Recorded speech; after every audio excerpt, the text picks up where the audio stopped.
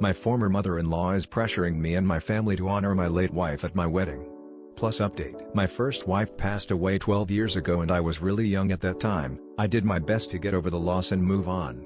I loved her in the past, but it's my past now and I need to live the present for myself. I found another love.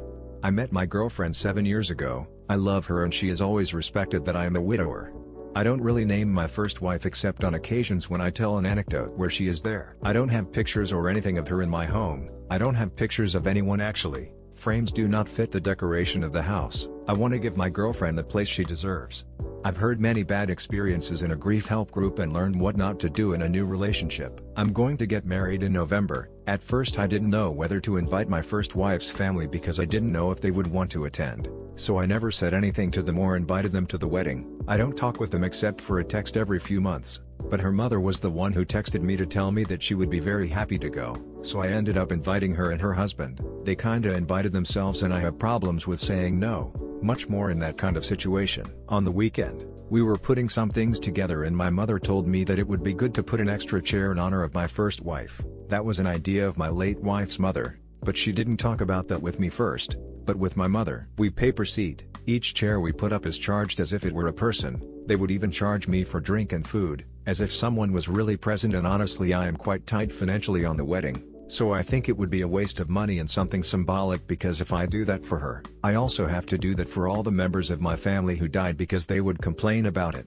My father and brother also died, so that would be even more money. I'm not a spiritual person neither, so I don't believe in those things and I don't like any kind of ritual or symbolic thing. I also don't want to have a moment to talk about deceased people and kill the atmosphere. I just want a nice and joyful wedding for my girlfriend. Just to make my mother shut up, I said that if someone offers to pay the money I will ask for more chairs. There would be 7 relatives, too many. I knew that nobody was going to pay for that, because I can't spend money in more things. But no one talked and I thought that she would forget that. But my mother said that then I should include photos of me with my first wife when they show the typical video of the bride and groom as they grow up. I just don't want to do that. I even find it disrespectful for my girlfriend to put pictures of my first wife when I'm getting married again. Let alone make a whole video about those times. It's just weird to me. I know that there are widowers who have done it, but and so, it leaves me confused. My first wife appears in some of the photos I chose to put in the video, not the one my mother wants me to do. In photos where I'm traveling with friends or family. It's not that I'm hiding her identity or anything like that, but I just want that moment to be my wife and mine. I already healed. My mother has been doing everything to make me feel guilty, and honestly it's hard not to feel guilty when the words come from a person who went through the same thing as me. I know my girlfriend would agree because she's really kind and she has already said that she is not really interested in what others think because she is the one who will be my wife. I'm the one who feels uncomfortable. AITA? I want that moment to be my girlfriend and mine. I already had that moment with my first wife years ago. Now I want to have this moment with her. Is it a bad thing? Update. I talked to my girlfriend about the exact situation. Until now she had always said that she doesn't care and supports me in whatever I decide. But when I told her that it makes me uncomfortable and what my mother said, she just got angry and told me, "Let's talk to your mother." She has the balls. I don't have to be honest. When my ex-mother-in-law found out about my engagement, she sent me a message saying, "I'm really happy for you. Me and my husband would love to attend." I really didn't know how to reject such a direct self-invitation and my wife told me to invite them if I felt comfortable with that. At that moment I had no problem since they had always been respectful people. That was a big mistake. I talked to my mother and she showed me that my ex-mother-in-law started to send her random messages after I posted about getting married with my girl. My ex-mother-in-law sent her messages like, "Today I really miss my daughter. It's a shame that your son is forgetting her since it would be a good idea to visit her grave, but he never wanted to." Or, "My daughter really would have loved to attend the wedding." She even sent audios to my mother saying a lot of other things. They had contact from time to time, so my mother didn't find that too weird. My mother felt pressured and under her own beliefs. She also pressured me. She apologized to me and my wife and said she was out of line. Honestly, that triggered me. My mother lost a son and a husband. I grew up seeing how people expected the same thing they expected of me from her. I got angry and talked to my ex-mother-in-law. It really bothered me that they tried to manipulate my mother knowing what she suffered and how sensitive she is about that topic. Ex-father-in-law apologized and his wife did not. She said she finds it disrespectful that I don't do anything in honor of her daughter and that I even stopped wearing my wedding ring when she died.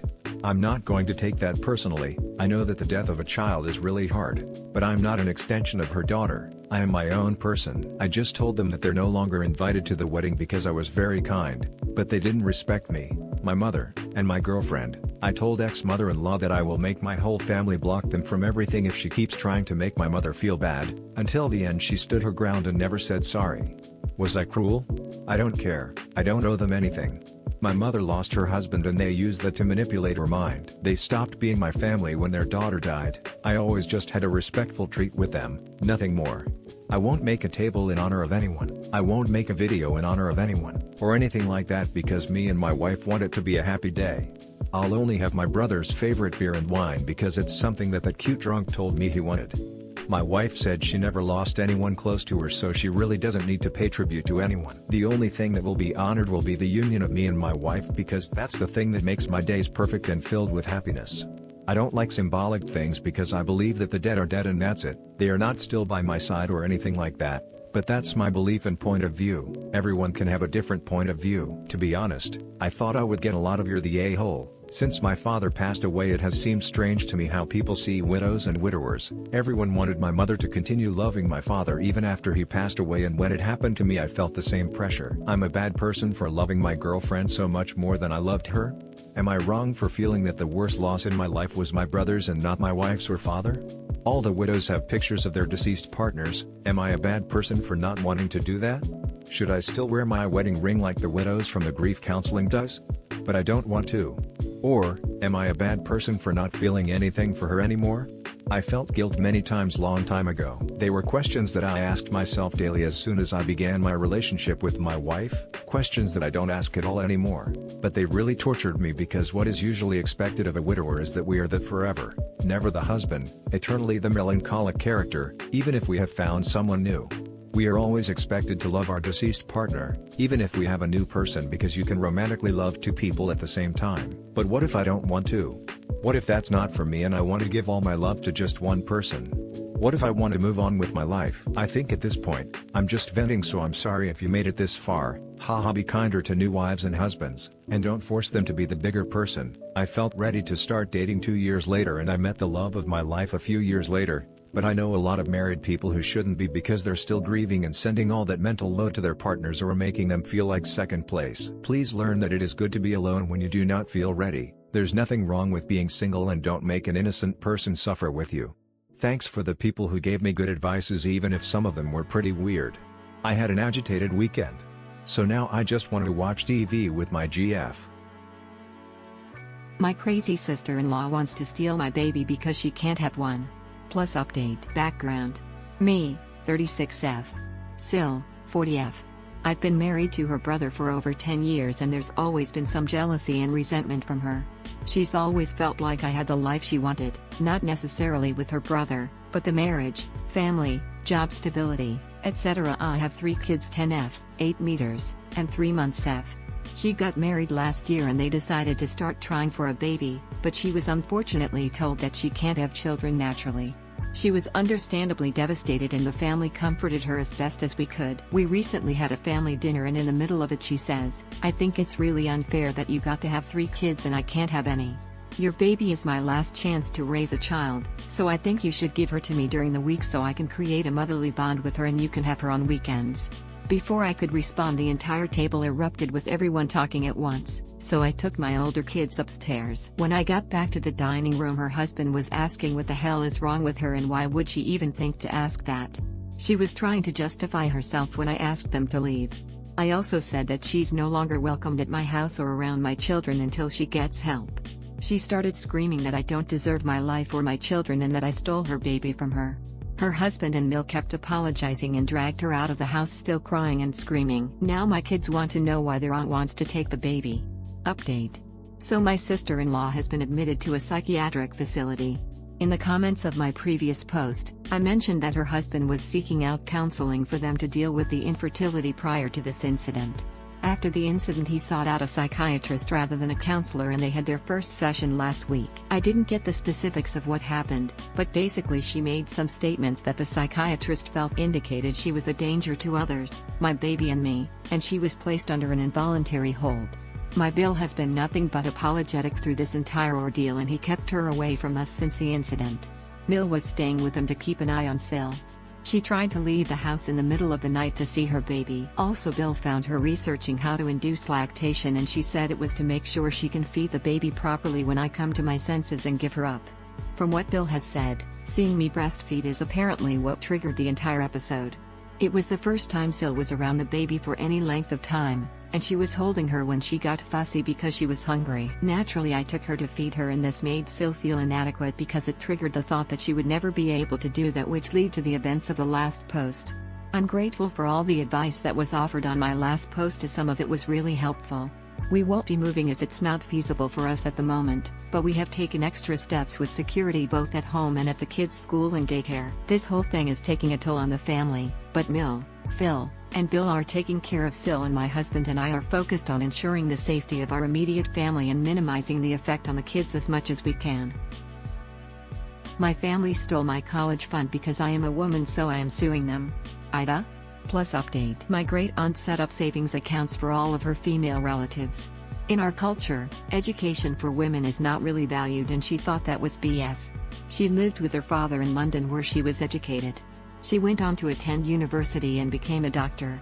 She married a British man, they moved to America, and had a great life. She funded the education of as many of her nieces and grandnieces as she could. When she passed away, she left money for every girl relative she could. My parents managed to access the accounts that were set up for my sister and I. They used it to pay for my brother's wedding. My sister didn't care because she got married 2 years out of high school and had no intention of going to college. When I graduated, I went to the bank to get money for school, and it was almost all gone. There was like $13,000 left. I asked my parents about it, and they said they had needed the money. I finally found out where the money went. I got furious. I got student loans and moved out. I am a great source of shame to them, and I don't give two Fs. I am currently suing them for the money that was left for me. My entire family is against me. They all think I am a complete a-hole for airing private family business in public, and that I am putting money ahead of family. My friends are all on my side, but they are all Americans and don't really get my culture. Neither do I, to be honest. My brother called me up and offered to pay for my university if I dropped the lawsuit. I agreed as long as we had a legally binding contract. He said I was being an a-hole for not trusting him. I said he should not have accepted my money for his wedding. It is causing all kinds of embarrassment in our community. I'm somewhat ashamed to be doing this, but I don't want to have this debt I should not have.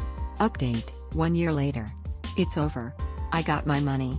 I have also pretty much been disowned by my family, but I consider that a win as well. My parents ended up having to mortgage some property to pay me back for what they stole. My family is embarrassed that I forced them to this point after they had offered to pay me back in installments. Nobody is willing to answer me when I ask what would make my parents pay me back if I was stupid enough to trust them. I have been told that I will never find a husband from our culture with my belligerent attitude and strident independence. I laughed. I do not want anything to do with that culture except perhaps enjoy the food. I plan on never returning to that country. I am enjoying the independence I have achieved and am more than happy to know that several other of the young women in my family have taken steps to lock down the education funds left for them. For those of you that think it is wrong that my great-aunt only cared about educating women, please stay angry.